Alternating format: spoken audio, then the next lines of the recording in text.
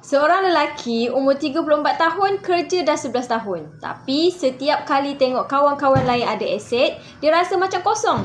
Dalam hati tu muncul bisikan halus. Bro, dah lama kerja, takkan tak ada apa-apa aset lagi. Lah beli rumah, baru nampak steady. Dia pun termakan hasutan tu. Terus sign beli apartmen, bayar ansuran dalam 3,000 sebulan. Masa tu rasa bangga gila, konon dah jadi owner rumah. Tapi masuk bulan-bulan seterusnya, mula terasa perit. Gaji macam tak cukup, beban makin berat. Aset konon, tapi tiap bulan bank yang kenyang.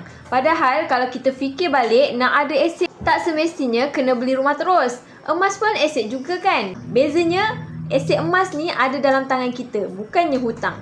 Cuba kira, kalau dia terus menyewa RM1,000 je sebulan, baki ada lagi RM2,000. Dia simpan beli emas setiap bulan. Dari September 2023 sampai sekarang ni dah kira 2 tahun. Maka terkumpul lebih kurang 120 gram emas dia. Dengan harga semasa, 120 gram emas ini nilai dia dah menghampiri RM65,000.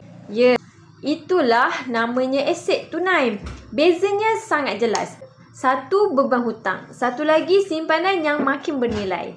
Jangan lupa save dan like video ni untuk rujukan akan datang. Nak ilmu kewangan dan emas? Teruskan follow saya.